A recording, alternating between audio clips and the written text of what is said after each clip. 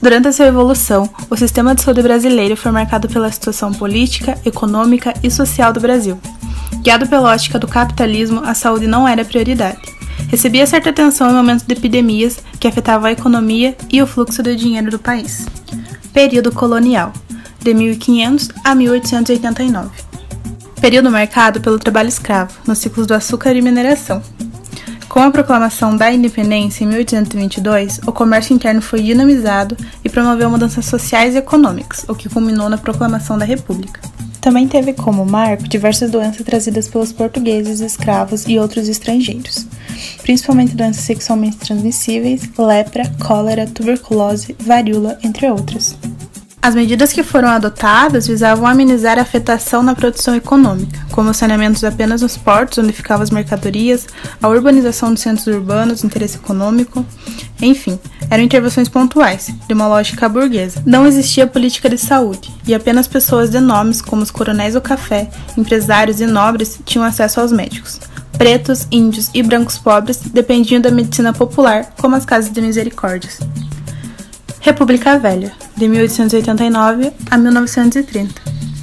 Aqui, houve a ascensão das elites de São Paulo, Minas Gerais e Rio de Janeiro.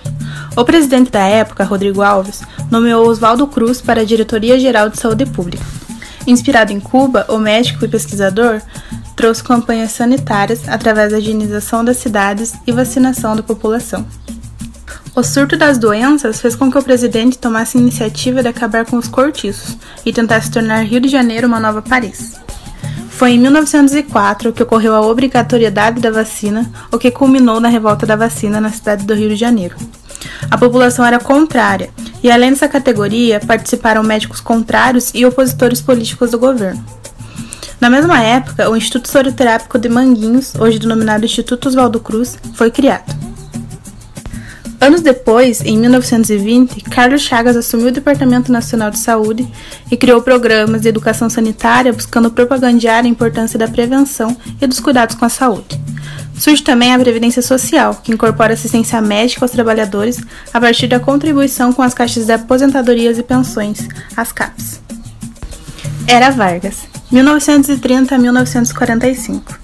Houve muitas mudanças, em sua maioria significativas, na política brasileira, principalmente com a tomada do poder por Vargas, que acelerou o investimento industrial. Em 1933, as CAPs foram substituídas pelos IAPs, Institutos de Aposentadoria e Pensão, que eram financiadas por empregados, empregadores e o próprio governo federal. Esses últimos, os empregadores e o governo federal, possuíam como foco a lógica burguesa de manutenção e reparação da força de trabalho. Lá em 1930, ocorreu a criação do Ministério da Educação e Saúde, que tinha a função de coordenar ações de saúde pública. A população com maior aquisição utilizava os serviços privados de saúde, enquanto a maioria contava com os escassos serviços públicos e com as instituições de caridade, além das práticas populares de tratamento. Período da redemocratização, de 1945 a 1963. Seu marco foi o fim da Segunda Guerra Mundial, vencida pelos Estados Unidos da América. No Brasil, se inicia um período de redemocratização com eleições vigentes. Assim tem início o mandato de Eurico Gaspar Dutra, que, alinhado aos Estados Unidos, era opositor aos países socialistas. Aqui ele intervém nos sindicatos e partidos, e declara o PCdoB ilegal, congela os salários dos trabalhadores e lança o Plano Salta, destacando a saúde como uma de suas prioridades. Obviamente, o que não ocorreu na prática, já que a maior parte dos recursos foi destinado ao transporte. Em 51, Vargas retorna ao poder por meio de eleições diretas, e em 53 o Ministério da Saúde é criado, mas detém apenas 1/3 do orçamento do antigo Ministério fusionado de Educação e Saúde. Em 54, o mandato de Vargas teve intensos conflitos, e com o aumento da oposição, Vargas se suicida. Kubitschek foi eleito e ficou no poder de 56 a 1960. Manteve os IAPs e um modelo de assistência médica curativa privatista. Nesse momento, algumas empresas não estavam satisfeitas com os institutos, então começaram a contratar seus próprios médicos para atender os empregados, e novamente motivados pela ótica neoliberal. Com a vitória de Jânio Quadros em 61 e sua renúncia no mesmo ano, foi planejado o golpe das Forças Armadas, culminando na ditadura militar. Regime militar, 1964 a 1984. Período cruel, marcado pela opressão, especialmente os movimentos sociais populares. tornando dessa forma difícil a participação da sociedade e governo sobre as políticas de saúde pública. Em 66, houve a unificação dos IAPs, formando assim o INPS, Instituto Nacional de Previdência e Assistência Social, dependente do Ministério do Trabalho e Previdência Social, que possuía como responsabilidade os benefícios e assistências em saúde aos seus segurados. No entanto, é importante destacar que ele passou a ser o grande comprador dos serviços privados de saúde, estimulando um padrão de organização da prática médica pela lógica do lucro.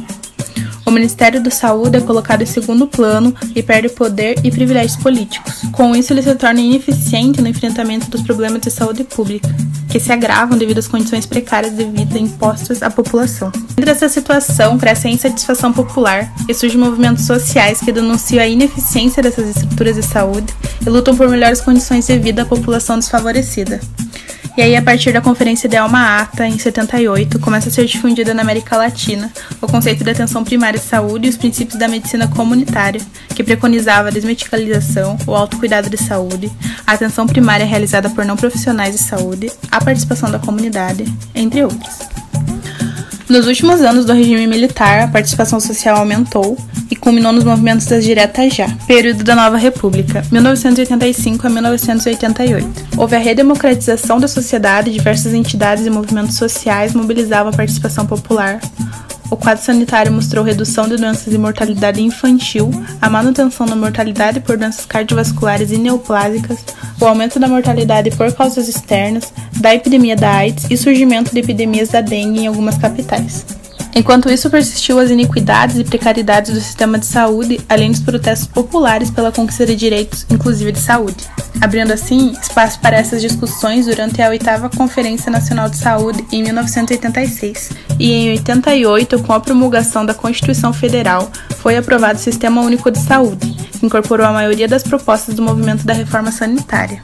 Se ampliam também no Brasil diversas modalidades de assistência médica e interesse no lucro da saúde, evidenciando o projeto conservador oposto à política de saúde pública defendida. Desde seu nascimento, o SUS evidencia o frequente desmonte e caos com seus serviços, culminando assim uma dualidade de movimentos contrários que acolhem a lógica capitalista e conservadorista, desejando assim um sistema privado de benefício individual, e outro que defende o conceito ampliado de saúde juntamente com os princípios de seu sistema, tornando esta coletiva e popular.